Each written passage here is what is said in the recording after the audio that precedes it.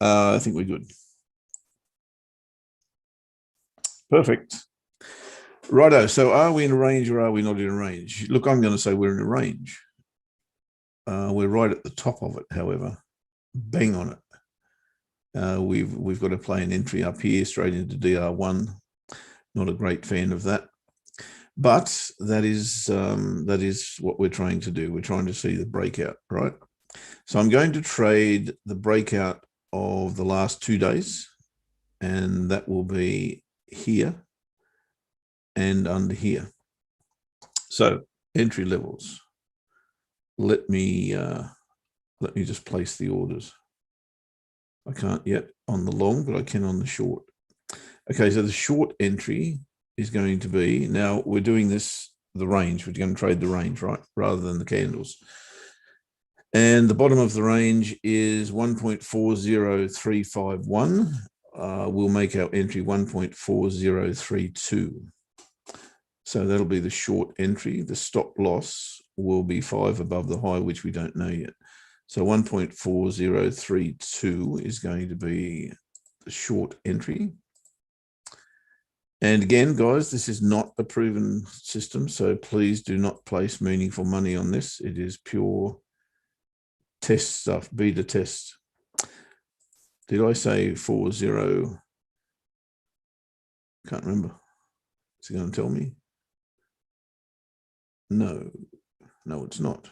You've got to hate that. 1.40. Wow, it was wrong anyway. 1.4032. Is that what I said? Maybe it was. I don't know. 1.4032 is going to be the sell stop. And the stop loss on that. Is it going to tell me? Let me see if it's even close. 4113, roughly. 4113, there you go. So the stop loss will be 1.4118 if this candle doesn't make a new high. 41118, and we've got 18 seconds to go. If that is the case, then that will be the stop loss for the short and the entry for the long. So it's a fairly decent range of 86 pips.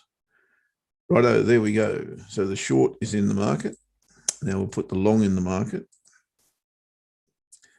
And 4118, 4032, if my mind serves me correctly.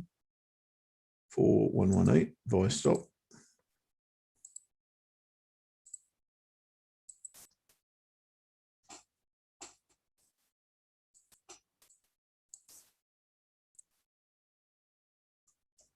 And 1.4032. So we'll be waiting a fair while for the short to trigger if that's going to be the way we go. Rightio, there we go. There's the pound breakout trade for today, and in beta test mode, guys. So again, if you're here for the first time, not only welcome to you, but just remember that this is not a suggestion for a trade. It's a trial. We're actually forward testing this. Hi, Romeo. Bitcoin rises this time. Not being a Bitcoin trader, I have absolutely no idea, Romeo, but I will defer that to Ash, who is a bit of a Bitcoin trader, and he will give you his opinion on that. And of course, it is Bitcoin Day tomorrow with Crypto King Shukri in to steer us in that direction. Hi, John. How you doing, bud? G'day, Silbra. Good evening to you as well. And everyone else who has come into the room is welcome to you. I'm just trying to catch up over here on YouTube as well. But I'm sure Angel will do that for me anyway. Okie dokie. Now, as far as this week's concerned, and we should have, I nearly said Surfer Joe in the room, Scalper Joe. I'm not sure if Scalper Joe's joined us yet, but we're going scalping today. I think we're going scalping today. That was the idea. if Scalper Joe comes into the room. I think he gave you a nice little scalp a couple of weeks ago, and we're hoping he'll be back in to do exactly the same thing today, and at least give us a few pointers on how he goes about his business.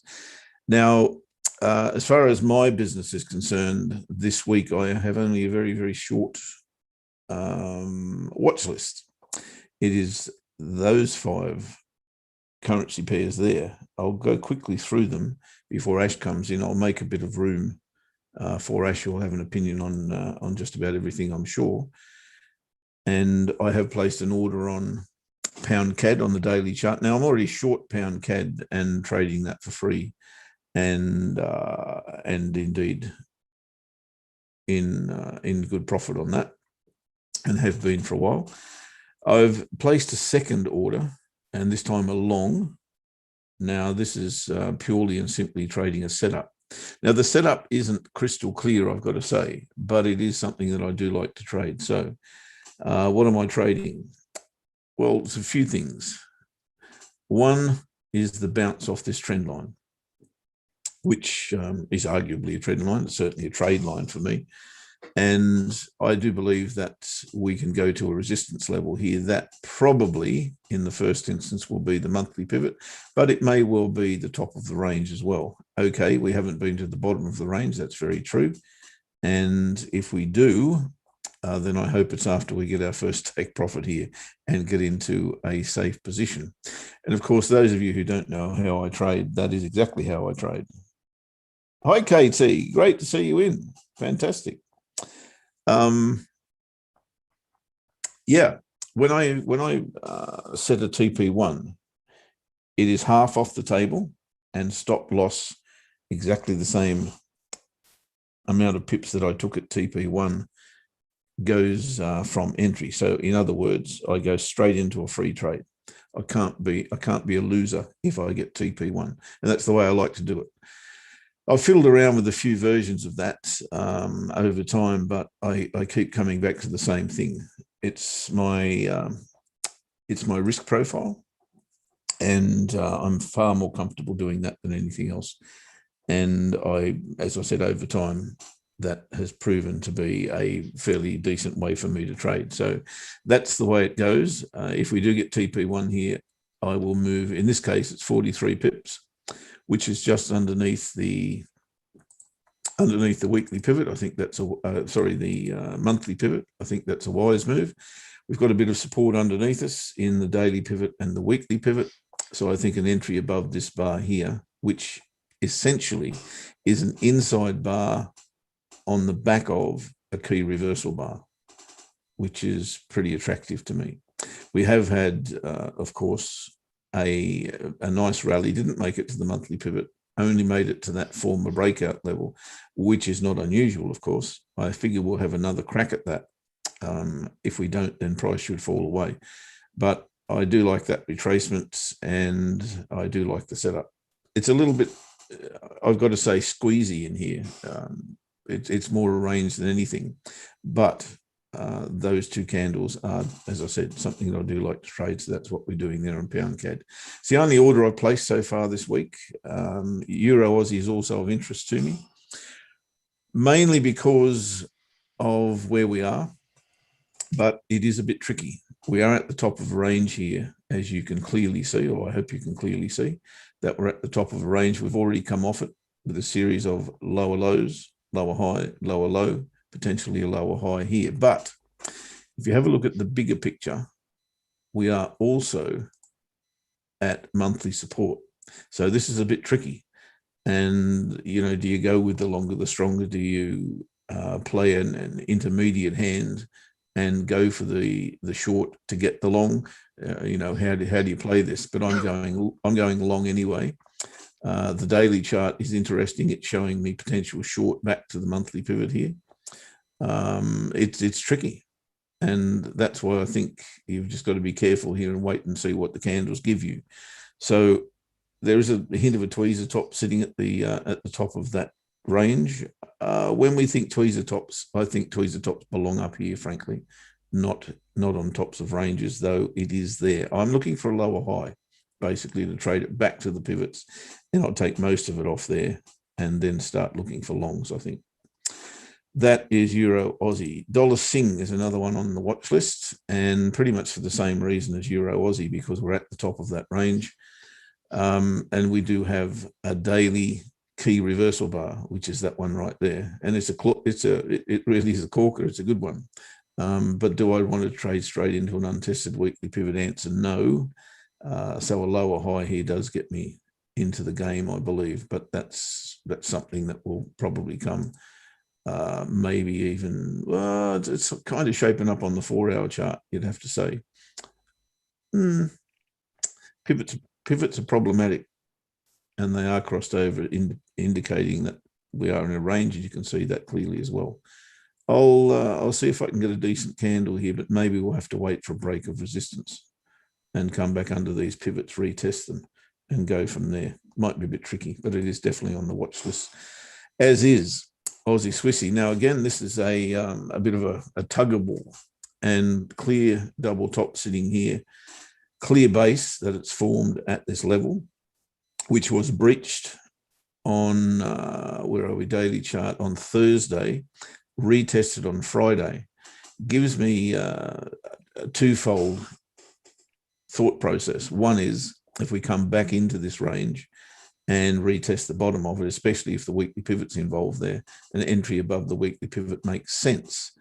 But how far before we get the reward is the question here, because that trend line is going to be an issue. The other way to look at it, of course, is this going into reversal, and are we already entitled to trade it short based on the break and retest? Haven't done that. I'd much prefer to trade it off a resistance and come through that level, though it is interesting, and it gets more interesting the more you go down the time frames. I think this second rejection of the bottom of the triangle is very, very interesting, and I think a lower high off the daily pivot here would get me interested short. It would be tricky, but I think I might have a little bit of help here, and the little bit of help might come from over here. So I'm really waiting to hit that line again. And I think I'll wait for that to happen. And again, if we go back into the range, I think we'll look for long, but only for short term. But the best trade here is, of course, come back underneath there after hitting the weekly pivot, then retest it. And then I think there's a short on. We'll see how that pans out. The last one on my watch list is CAD Swissy. And as I've shown there, a key reversal on the weekly at a very strong level once again. Well, or is it? That's a good question, actually. Where is this trend? And that's the only one I can find, because it's very, very difficult because of 2015 and that big decoupling of Euro and the Swissy. We're still not clear of that. And look at the range we've been in ever since. And I think we're probably at the top of that range at the moment. That trend line, if it is valid, is also showing us a double top on the weekly chart. It's also showing us a key reversal on the weekly chart. And I think a lower high here is going to get me interested in trading this short, and probably looking for that on the 4-hour chart, which is at the moment a little bit indecisive. So I need to come back up here, maybe give us a lower high, and that will be my trigger to go short. There you go, bud. How you doing? Oh, yeah, very good, mate. Very good. Quiet. My job's done for the week. I'm out of here. See ya. Yeah, to be honest, mate, I think mine might be as well. I mean, I'm not sure about done for the week, but might be done for the day. I'll show you what the charts are telling me. Well, that should be interesting, because we were supposed to have I keep saying it, Sniper Joe in the room today, so we might have a little sniping session. Oh, he's not here yet. He's not here yet. Okay. Oh no, yeah, yes, he's in YouTube. He'll join us in the room, I hope. Okay, cool. All right. So let me show you what I've got. I mean, it's interesting, isn't it? Because we were all waiting for that May the 14th. Didn't mention that, did I? Yeah. My little speculator didn't do any good. I was short euro dollar, and that didn't work. No, well, I mean, I think something's coming, mate. But I just, you know, it's one of those, isn't it? I mean, to pick the absolute day that this stuff's going to happen is tricky. I mean, all we know is that effectively those investors that did buy into the market, you know, when the whole thing started to pick up again, have got the green light now to sell off without the penalty of capital gains tax being quite as high. So that's all we really know at this stage. So we know that they could sell off at any time, really, from now on in, but we still don't have the necessary catalyst. Just because that's the date they can do it doesn't mean that they are going to do it, and it doesn't mean that they are going to do it on that particular date. You know, if they are going to do it at all, it doesn't mean they're going to do it on that particular date. So, you know, there's still going to be question marks about that. And we still need a driver. And even though when it comes down to the FTSE, I suppose I would be cautious, I'm still pretty bullish, you know, and I took some short-term trades on Friday to the upside, which and purely because I don't have the messaging at this stage that the market is breaking down. It's just, it still seems to be in relatively good shape. So I do want to get along in the FTSE, but I don't want to get it long here. I'd quite like it at the weekly pivot. That looks to me like the most obvious point that if it was going to get supported, if it could come down, then that would be a pretty good support line. And I think most of the reasons with this is relatively evident.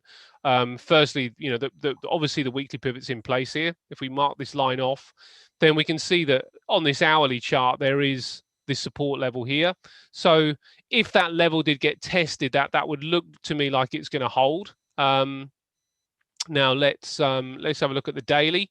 All good. Sorry, mate. All good, Joe. Just if you can, you can, mate. If you can't, you can't. Whatever works. Yeah, no big deal, buddy. No big deal.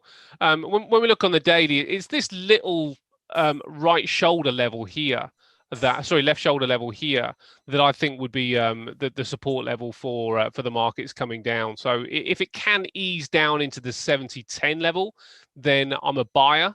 If it's anywhere in between, then I'm not doing anything. I don't believe in the downside enough to kind of speculate that it's going to ease down here. So I don't really want to take take a short to go long.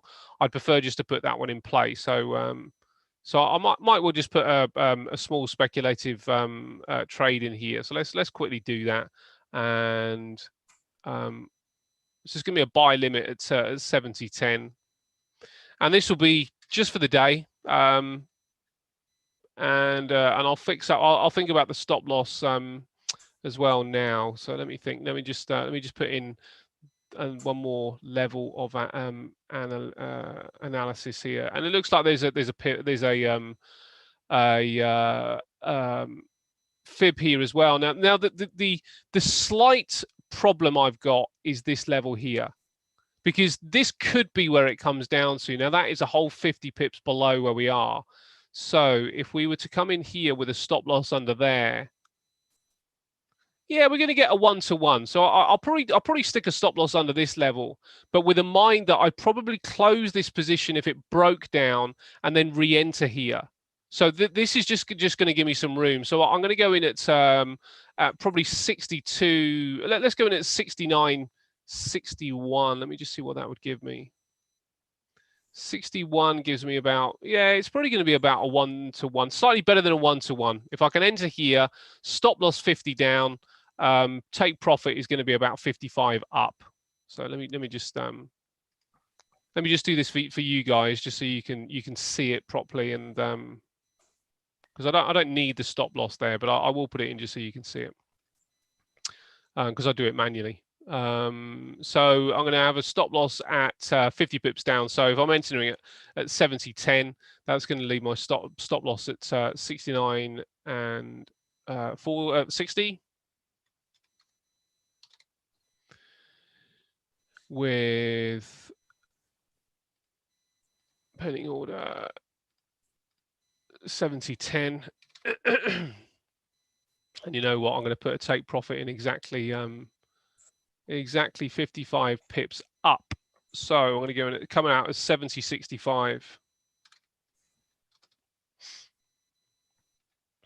There we go. So we'll put those parameters in, see if we get entered in, and I will just ignore this trade, as time goes on, as the day goes on. Yeah, very. Oh no, just Joe. Honestly, mate, don't worry about it. Don't worry about it. If you want to do it, you can do it at any time. You can honestly, mate, just holler on the day. If you've got some time on the day, any Monday really, then we should be in pretty good shape. Actually, There's a movie, right? It's a movie. On any Monday? No, it was any Sunday. Sorry. This is looking a little bit weak, actually. Is it looking weak enough to take the short? I think it is. Boomtown Rats. It's a Boomtown Rats. Yep. This is looking. That was a Monday good, one.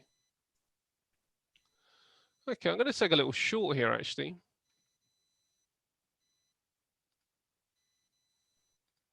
Let me just set it up with all my accounts. Right, I'm taking a little short here, and I might on the short, I might just come out of that pivot. So with the short, the let's see what we got. 16. Yeah, the short is probably going to be I'm going to come out of the daily pivot on the short. I don't want to. I'm not going to mess about with it because there is really sort of like longs in the market. But I just see just a little bit of weakness, and we can put this stop up the top here. And what would be kind of cool is to cover that. Now, obviously, you could just leave that short on and see if that one gets triggered. Then you got your long covered and your short covered. But what I might do is just see if I can just nab a few pips out of this before anything else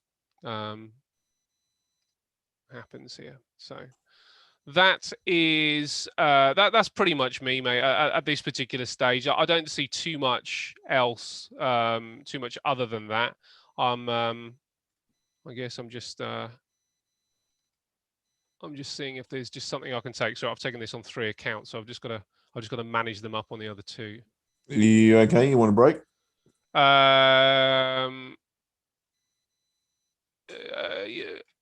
Yeah, give me 2 minutes, mate. I just want to see what I need to do here, just with setting the take profits. Too easy, Campese. Let's take a look at the euro, guys, because as I said some weeks ago, I think it was, that I'm going to concentrate on the euro on the 30-minute chart. Why am I not getting the opportunity to share here? This is weird. Angel, you'll have to give me the ability back, please. Yeah, I won't be long. I'm just gonna set my take profits on the other lot.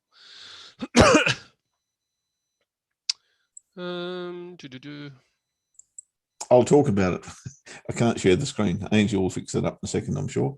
So euro dollar is quite interesting. I can put you up a screen actually, mate, because my other account's on here, so that's okay. There you go. Okay, I'm now good.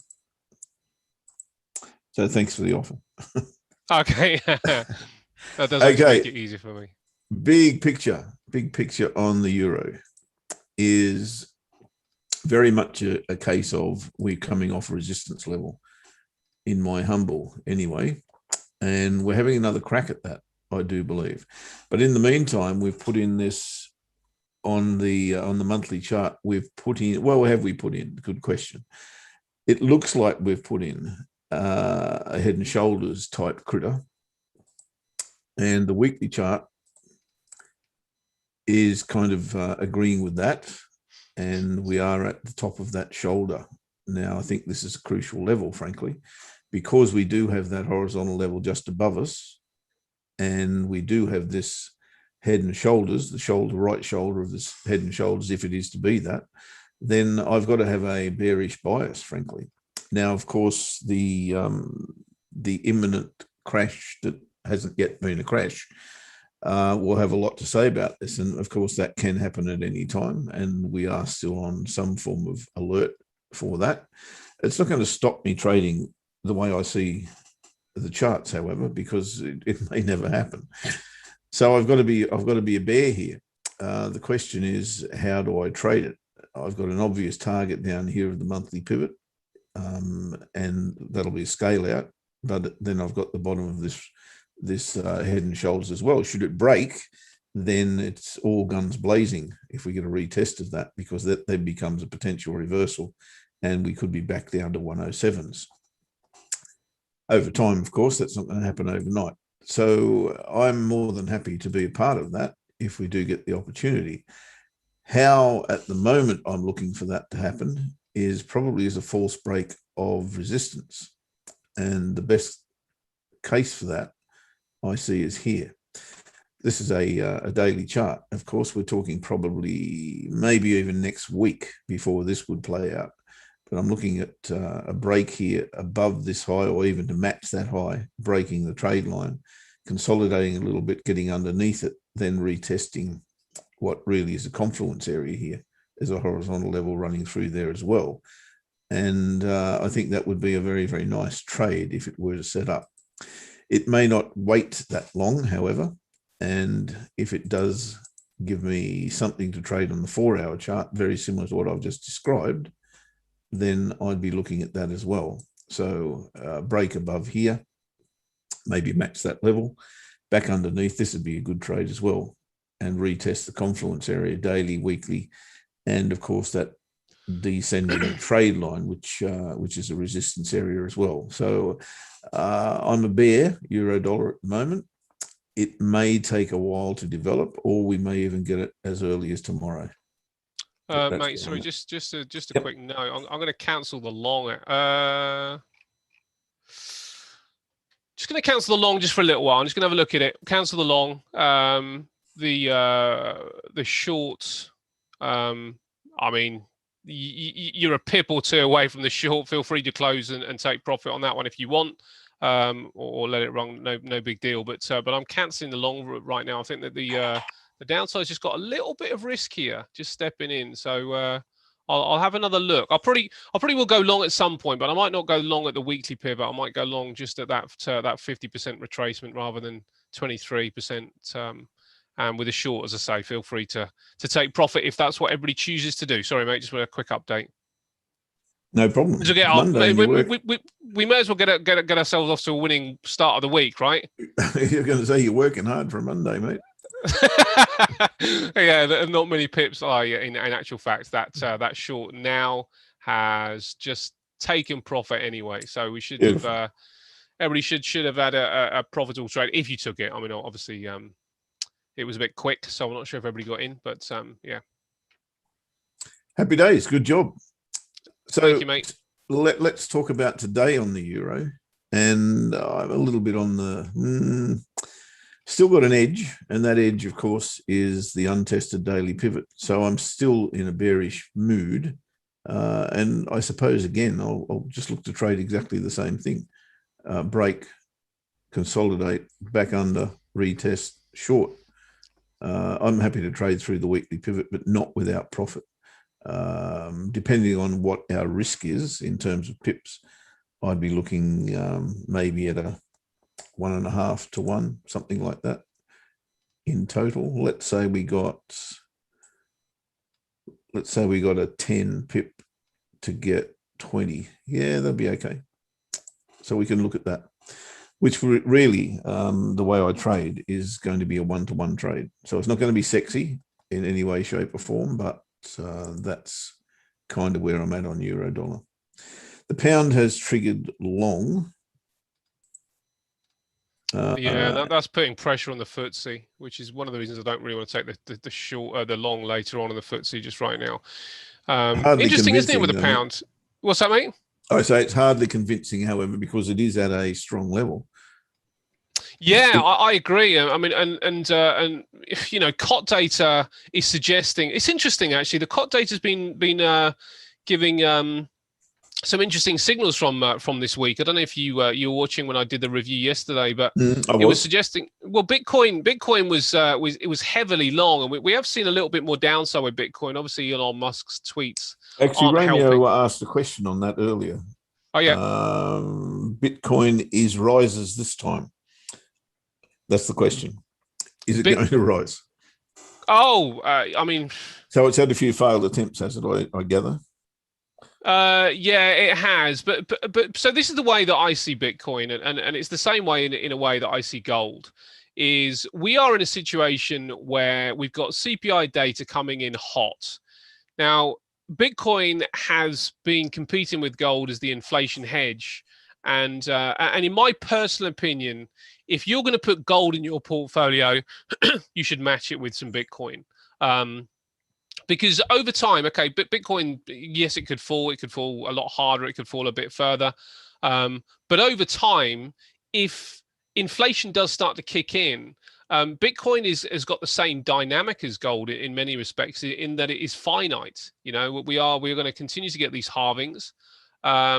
Yes, BTC is at the 44K. You're absolutely right, Lewis. That is my area to go long, and I'm interested. I can't deny that I'm not interested now. I am watching Bitcoin very, very closely at these levels, because I would like to get involved. So I can't say that I've got my finger on the trigger just yet, but it is of interest to me now. The only reason I haven't got it on just yet is that the range for me is between 40 and 45, as an initial kind of a point of downside. Now, is it possible that Elon Musk is really driving this market? I don't know. You know, he kind of I read the tweets that people are talking about, and it didn't seem to say anything except, okay, there could be a slight intimation that he sold off his Bitcoin allocation, which would be of concern. But he didn't actually come out and say it unless that tweet has developed. So if somebody knows more than me about that, then let me know, because I only know from the little bit that I read, which was somebody comment on him. Why should he hold Bitcoin, and everybody should leave him alone. And I think all he said was something like hallelujah to that, or something like that. It was just confirming what the person said. And we didn't know whether he was saying, yeah, you should leave me alone, or whether he's saying, yeah, I'm not holding it anymore. So it's a really difficult one to know. Ethereum, my opinion with Ethereum is that it's got much better use case than Bitcoin, and I prefer it personally as a currency. But if we think about investing in cryptocurrencies in the same way we would invest in stocks or currencies and everything else, if you try, in my opinion anyway, if you try and pick the winner, the likelihood that you are going to be wrong is obviously greater if you just back all of them. So if you sort of like think about what are the cryptocurrencies that you'd like to own, and the top five, in my opinion, when I come to it, would be obviously Cardano is my favorite, Ethereum, Bitcoin, probably XRP, even with all its problems, and Polkadot. They'd be the sort of like the five that I would sort of probably be more interested in personally, from a personal point of view. But there's also things like Coinbase that you should maybe have a look at if you're interested in stocks. You should look at Argo blockchain because it's very exposed to Bitcoin. There's NFT investments, which I think is a really fascinating area. So there are other things that you can do, but this is the case that you sort of like say, do I really need to back the winning horse here, or can I just back a basket of them and just say, well, I believe in the crypto space? Because if you believe in the crypto space on the macro level, then it's well worth just buying as much as you can afford of a little bit of everything, in my opinion, rather than just, let's say, Bitcoin versus Ethereum, or let's say Cardano versus Polkadot. Well, I don't think we need to do that, really. I think we can just go, let's buy a little bit of all of them, if we believe in digital currencies. And over time, they will all go up, but some of them will accelerate faster than others at different times of the year, or with different stories that are coming out. We've seen that Bitcoin has had this terrible problem with its association with Elon Musk.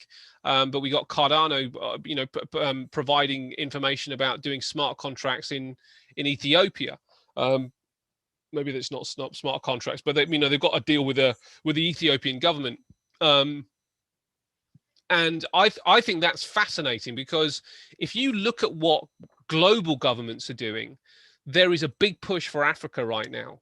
So that would suggest that that Cardano could just, you know, that it could continue to fly. Now, I think it's probably, if I was buying in here, then I might not be quite as interested. Where got my charts, mate? If you're pointing something out. No, I wasn't. No. When Cool. I said here, I was just, it was just a general sort of like thing about the price, only because it's gone up sort of like, you know, quite substantially. I'd also be interested in Ethereum, because they're looking to launch 2.0. Which should reduce those gas fees, which seems to be one of the plays of Ethereum.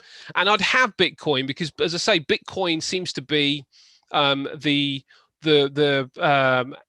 antithesis, if you like, to gold. Now, I'd also put gold in there as well, because I think it's important to kind of hedge out your risk. But you know, I think picking one of them out is too difficult. It's way too difficult. I think you just have to say, you just have a look at, you know, think about your position and say, do I believe in the crypto space? And if the answer is yes, then you go and buy a basket of currencies. If the answer is no, don't buy any of them. You know, or if the answer is I don't really understand it, then it's probably worth allocating a tiny bit, just in case things go the way that you want to go. So I think it's got, you do have to analyze where you are as an investor, you know, what your personal opinion is of the crypto space. As I say, don't worry about picking this over this, because nobody knows what's coming. You know, only the people that work for those companies know what contracts they're doing, or what equations they're building. But what we do know is what's happening to fiat currencies, and we do know that there is a big push for cryptos right now, and digital currencies, and they are really stepping into the overall realm.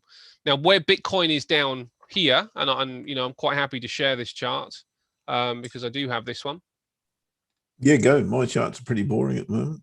Okay, mate. Well, where Bitcoin is down here. Hold on.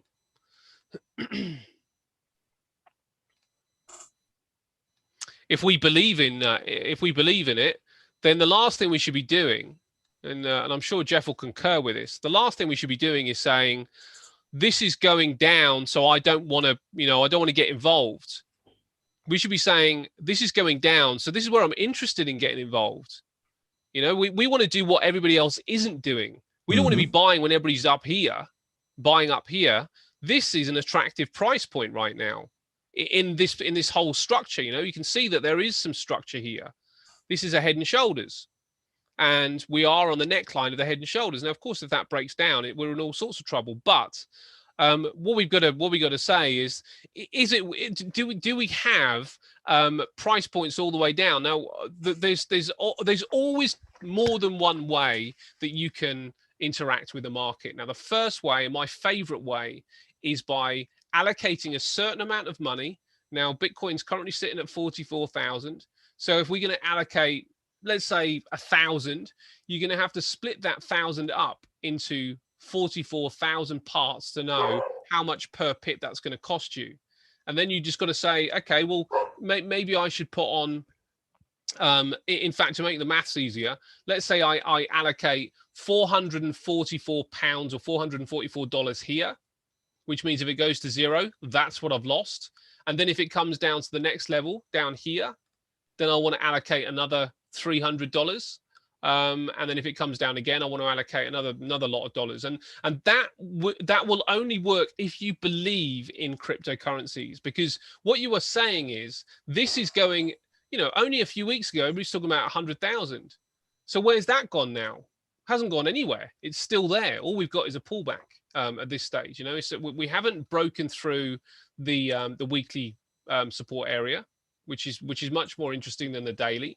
We definitely haven't broken down the monthly, but the monthly has got a long way to run before we actually reach previous monthly resistance. So it could come right the way down to 20,000. But that doesn't mean we can't get involved here. It just means we have to accept, if we do, we want to put on some here, and we want to put on another lot here. And as it goes up, then you know we start accumulating. But it's just you just got to make sure you don't over leverage yourself. In my opinion, you know, I think leveraging is the most dangerous way to play it. I just don't think that that you need to do that. So take the leverage out of the scenario and you can get involved in this stuff. But if you start leveraging up, then you've got to pick the level it's going to go from. And I don't know if it's here, it might be.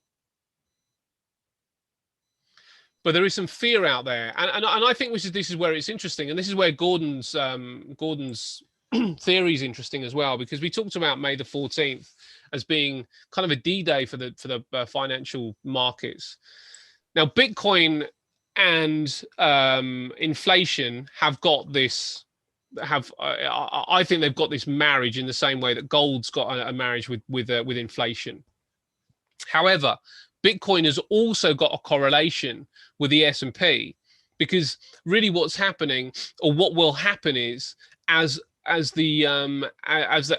inflation pushes up, we've got to start to assume that the central banks will have to react. And if those guys have to react, then savings accounts become a lot more interesting. And if savings accounts and if you like, risk-free money becomes an option of a place for investors to put their money, what are they going to do? Well, they're going to clear out of risk on or risky assets and park their money for a little while. And Bitcoin falls into the risky assets category. So in my opinion, in the short term, Bitcoin could fall further, particularly if we see money coming out of risky assets. But in the long term, then inflation is probably going to play out, which means that Bitcoin is going to be a decent asset to hold. So you've got to think about time horizon with this stuff. I think in the short term, this isn't a buying opportunity. But in the long term, you might say, I'm going to have a little bite here because I want to get involved anyway. Gordon's D-Day didn't come on the 14th of May. No, it didn't. But this is what I was saying, Jara. We've got to assume that is circa rather than absolute. You know, there's no way that that he could have picked out an absolute, an exact date. I'm not even sure whether Nostradamus got everything absolutely correct when he was predicting stuff. And I don't know if you know much about Nostradamus, Jeff, but I don't know enough about him to comment with much basis. But no, I don't, mate. Only that yes, he's had a few forecasts that people interpret as being correct. There've been quite a few of those over the years and over history. A lot of them. No, I'm not going there. I was going into a deep space, and I don't want to go to Deep Space Nine. That just go deep space. Do you know what though? One thing about Nostradamus that I do know is that all his predictions that he made were based on mathematical equations. So they weren't just stuff that he would dream. This is stuff that he would track back, and through history, he would make an assumption about what's going to happen. I think a lot of them were wrong, but obviously we hear more about the ones that were right because they're used in scenarios of propaganda and war and all sorts of things like that. Mm-hmm. So, look, making predictions in financial markets is, for the very, very brave of heart.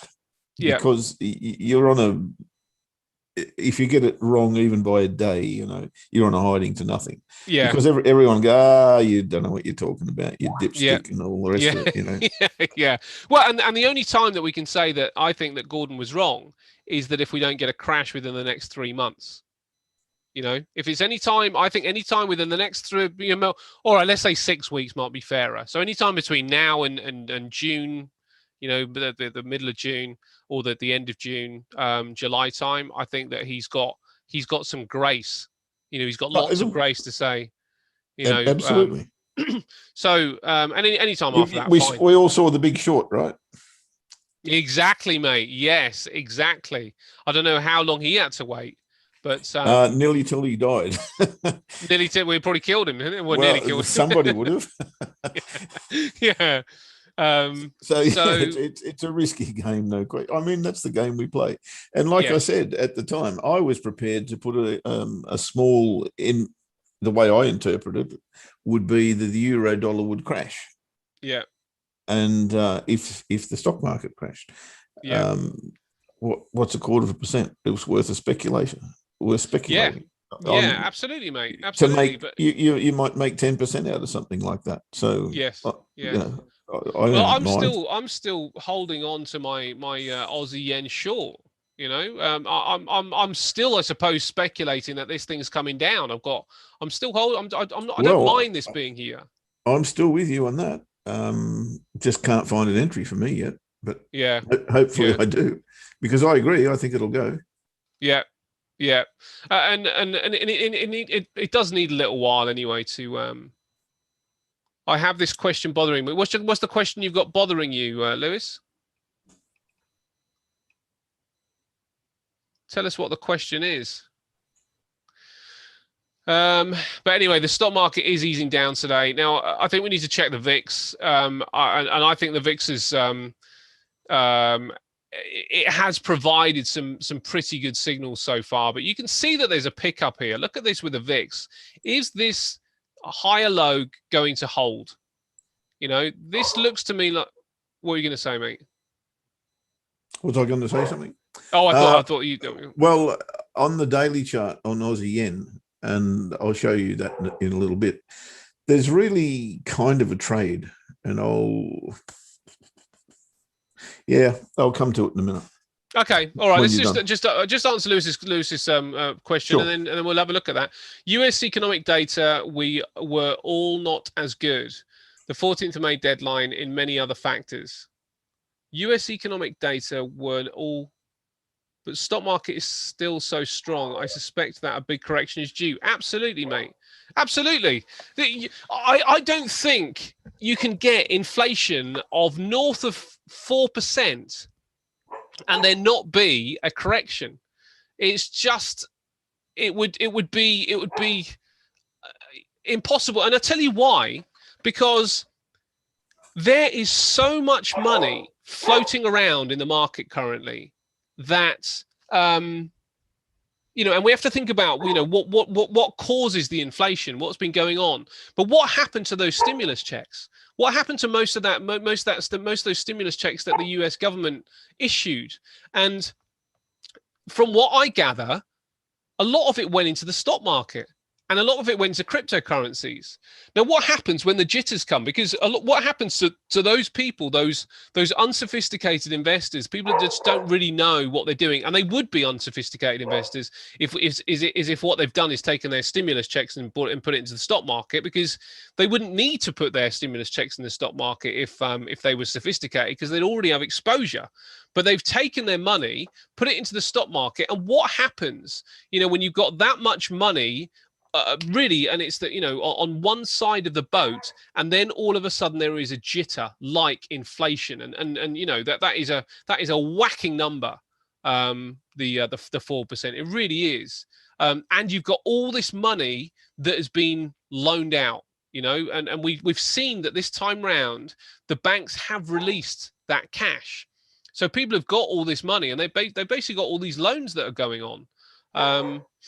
But it just don't happen, and US is printing so much money, causing the dollar to weaken. Yeah. Support the market. Yeah, it absolutely is. So they are printing more and more money, which means that each dollar is worth less and less and less. And there is a supply constraint because we still have somewhere along the line. If you've looked at the commodity prices, copper is up over 100%, or certainly near that within 12 months.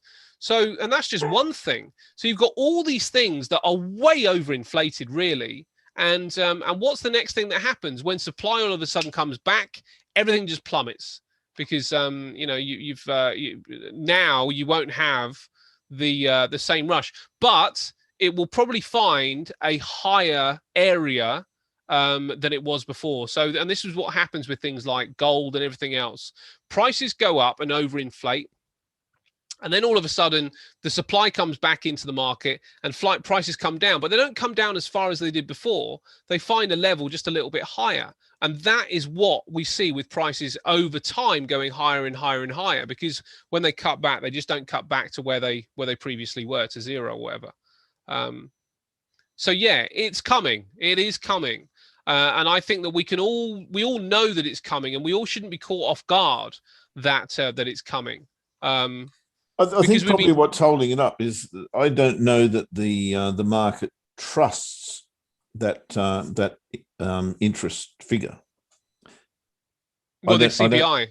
Sorry, the CPI figure. I don't know that the market trusts that, and I think that's to do with COVID, because it's uncertain as to, you know, if there was no COVID and you got that print, then I think most definitely, you know, there would have been a massive reaction to it.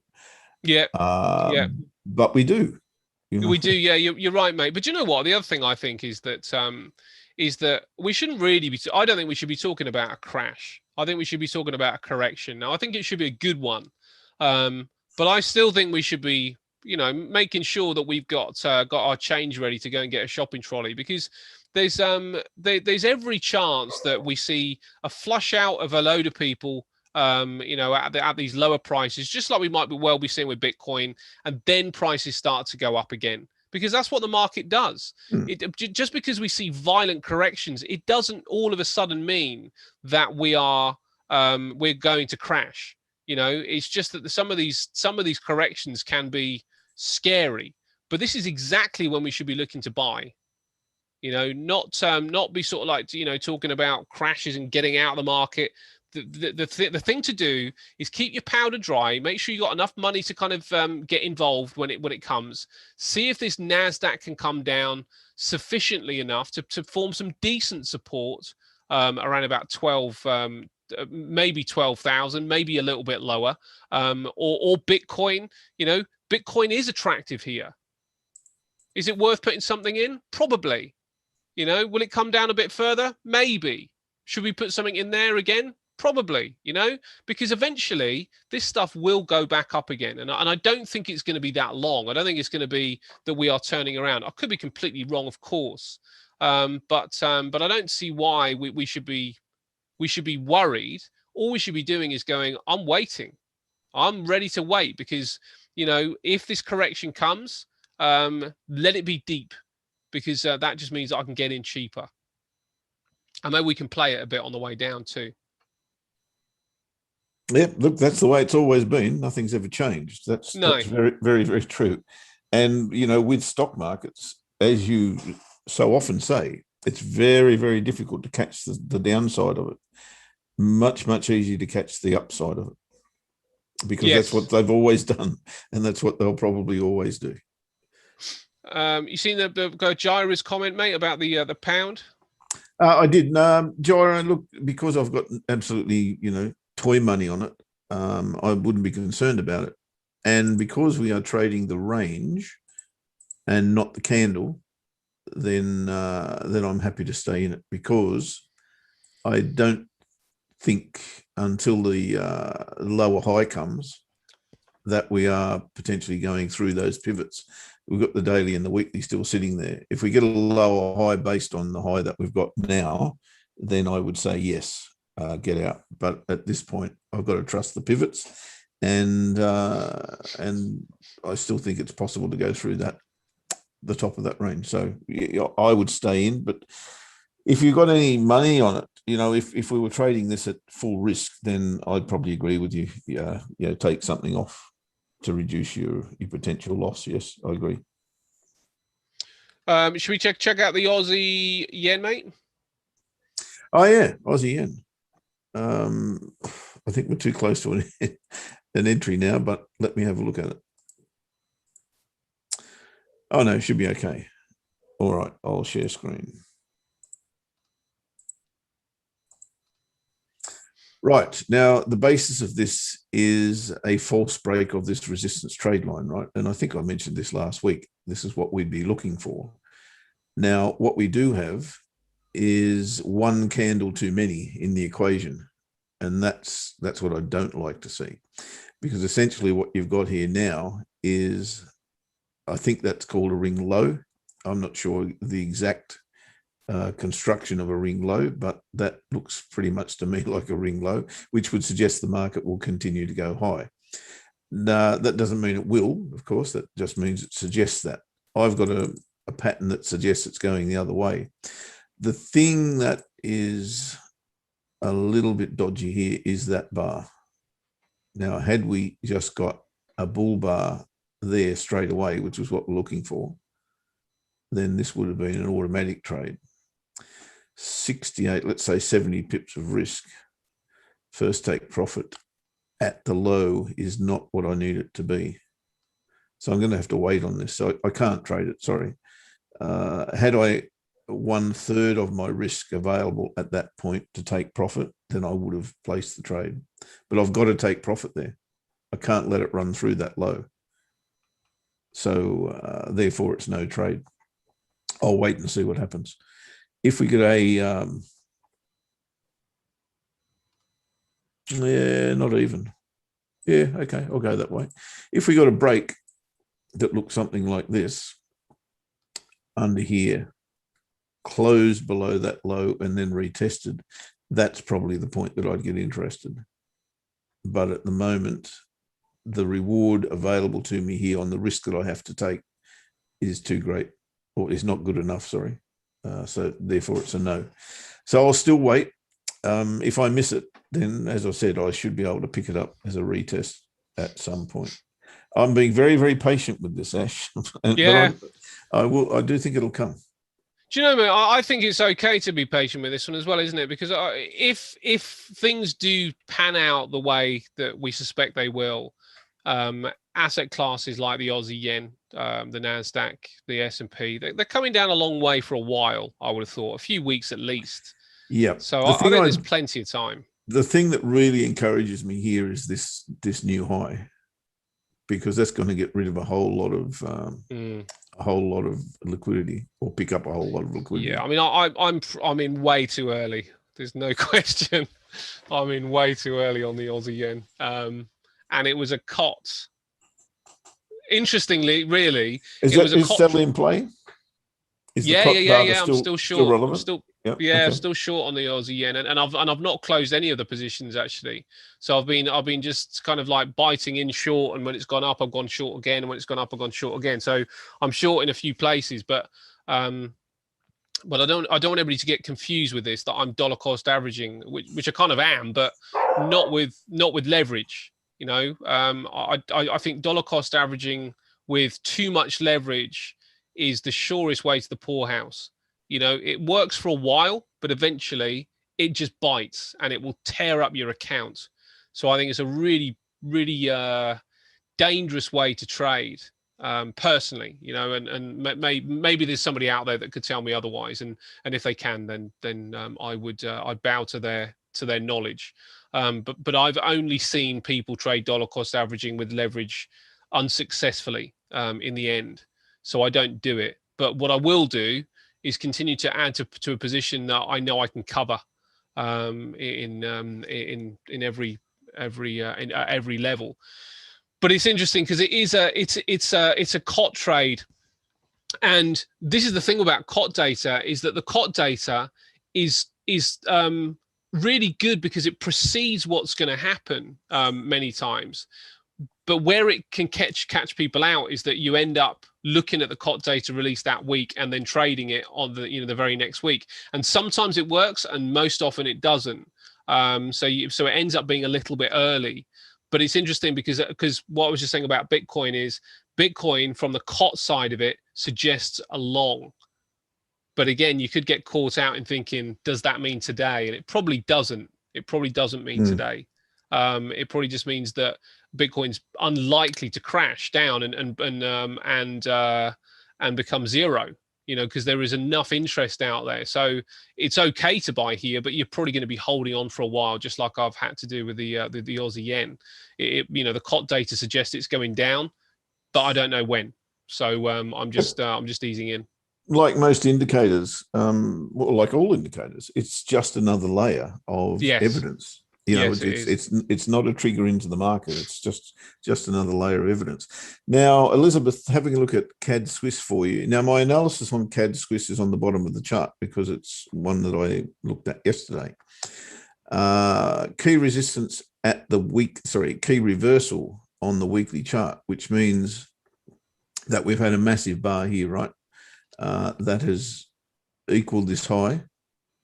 Look at the monthly chart. It's also on this trend line. Can it break high? Of course it can. No question it can. But is it likely to happen? The answer for me is no, because of the structure that we do have in place. So I'm a fan of short first. And if you're really bullish this pair, then the best place to pick it up, exactly as Ash has just described on Bitcoin, the best place to pick it up is not here. The best place to pick it up is down here, or down here, or down here. That won't stop it going long now, absolutely not. But we're not. Well, I'm not playing that game. The game I'm playing is what is most likely to happen. That's the game I'm playing. So on this particular pair right now, I see downside. Short term, I can absolutely take your point. We could go to the weekly pivot very, very, very easily, and that's fine. If I were trading this on a smaller time frame, then I'd be hugging onto this trend line like crazy, but I'd be hugging onto this one even more so, because that's where I'd like to enter from here. If this was to break and retest, then that's on to the weekly pivot, I believe, but you'd be struggling, in my opinion, to get through this high here. I'm not saying it can't. I'm saying you'd be struggling to. So I'd like to, if I was to trade a small long here, I would definitely be looking to get safe before the weekly pivot, no question. Looks to be destined to range this for mine for a little bit of time, to be honest. But is the long there short term? Absolutely, you could play an intraday long. I think it's perfectly valid. Am I willing to go yet? No. Will that stop it going long? No.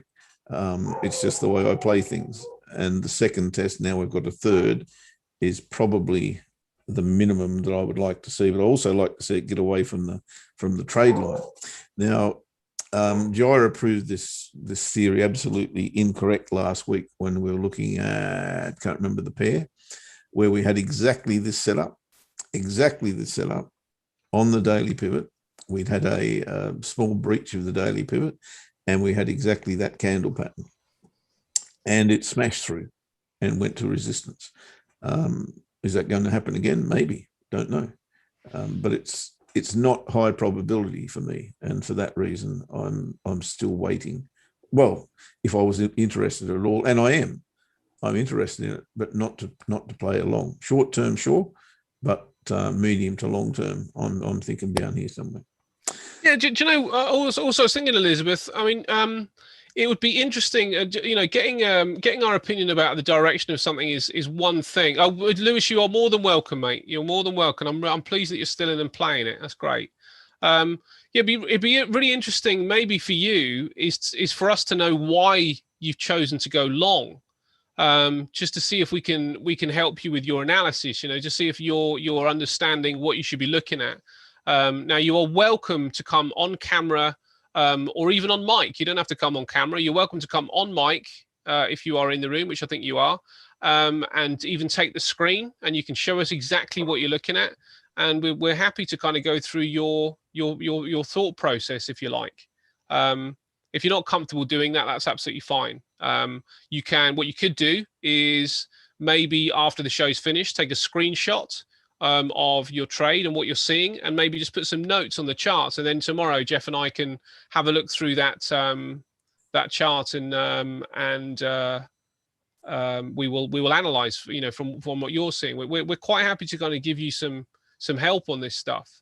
Yeah, it might be that you're long down here, which is fantastic. Yeah. And I would highly recommend that you took some profit at this resistance there. Yeah, would highly recommend that. But if you're long from there, happy days. keep going. Yeah. But you've got to take something off, in my opinion. Yeah, I'd agree with that. I'd agree with that completely. Okay, mate. Well, I mean, I don't know if you've got anything else that you wanted to discuss. I think it's been pretty good. I mean, it's considering the show or the day looks a little bit quiet. It's a tricky one actually, because that FTSE has come down a good 0.5%. You are welcome, Elizabeth. We are trading buddies after pretty all. Well, mate. You've kicked What's this that, off pretty. You've kicked this off for the week pretty well. Well done. Well, yeah, well. I mean, I picked the direction nicely. I've come out earlier than Lewis has, which is fantastic. And you know, I just want to. I guess in some respects, I'm trying something out a little bit. But my idea for right now will always be to come out at first point of contact. So there's plenty of room for these trades to potentially run further. But I'm going to try and continue to do that. But yeah, I'm really happy that we've started the week with a winner. Now, the other thing I was going to say was, yes, that we are trading buddies. And Elizabeth, you are one of our trading buddies. You've been anointed. Is that the right word, Jeff? No, not about that. But we're certainly accepted. There's no question. Accepted. You're accepted as a trading buddy. So you're more than welcome. And any questions you have and anything that you want us to look more deeply into, we are more than happy to do it. But we better wrap it up, mate. Anyway, unless you got anything else you wanted to have a little. Yeah, no, I was just having a little squiz through there, and no, I'd still be waiting for a break of resistance to trade this back in this direction towards the daily pivot, and that's completely on. You know, if we do get a break here and get back underneath that level, I think a euro dollar short to the daily pivot is perfectly valid. But other than that, I think I've shown everybody what my intentions are this week thus far. Okay. The pound, yeah, look, I agree with Jira. If we were to get a close below the pivots, then I think this is gone, and therefore I would close that. Aussie Yen was the only other one, wasn't it? And I'm still going to wait on that one. So, no, I'm hanging and waiting. Okay, mate. Sounds good. Thanks as always, guys. Knighted, Jara said. You are knighted. Do ladies get knighted? I'm not sure we've had a lady knight. Yeah, they're dames, aren't they? Dames. Okay, you are damed. Damed. Unless you want to be a knight, of course. Actually, I think there's a trade here now. Oh, here we go. Okay, we'll start the show with a trade. We'll end the show with a trade. Yeah, why not? We're going to trade the pound long, and this is a real trade. This is not a joke trade. Daily resistance 1 is an issue. There's no question here. But I think if we enter here, then we should have enough momentum to get through that and get a TP1. So I'll give you the levels. It's going to be pound US dollar. It's going to be a buy at 141.21. Stop loss is going to be under there, 140.75, which gives us a risk of what, 46 pips. 46 pips. So we've got to take profit.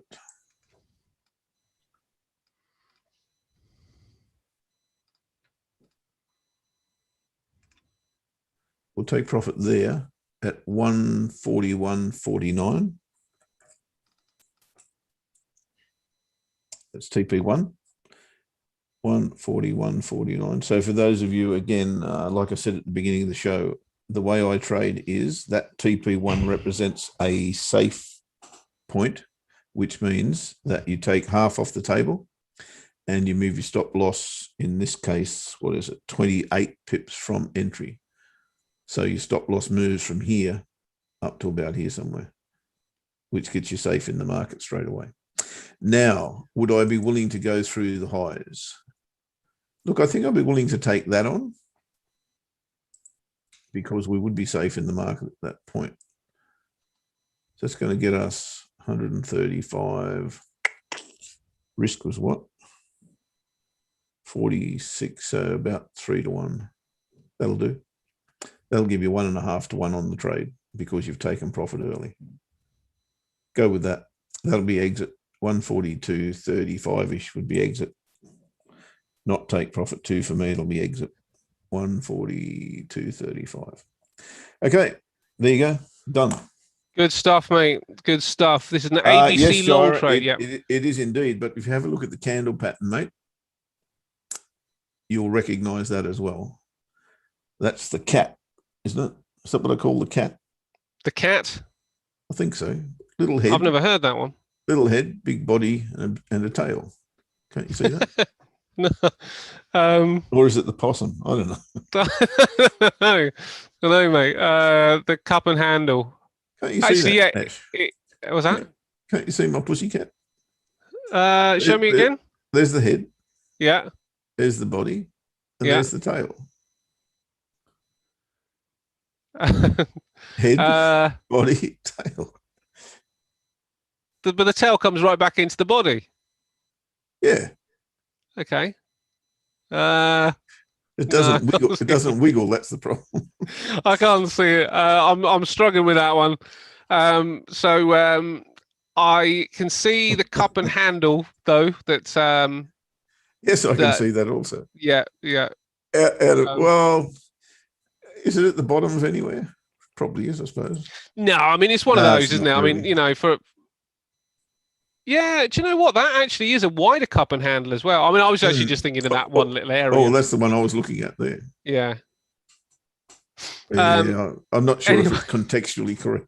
But look, no, I don't know. The whole point is, and the whole reason I give them names is so I can remember them, right? Yeah, no, I get it, and I think that's why they have been given names, and it is interesting, isn't it? Because sometimes people think because it's got this name that all of a sudden that makes the trade a lot more likely to work out, but it's just not the case. No, it's not. But this is only a memory thing. When I was learning, these candle patterns or devising them in some cases, when I was learning them, that's exactly how I remembered them. I remembered them as images.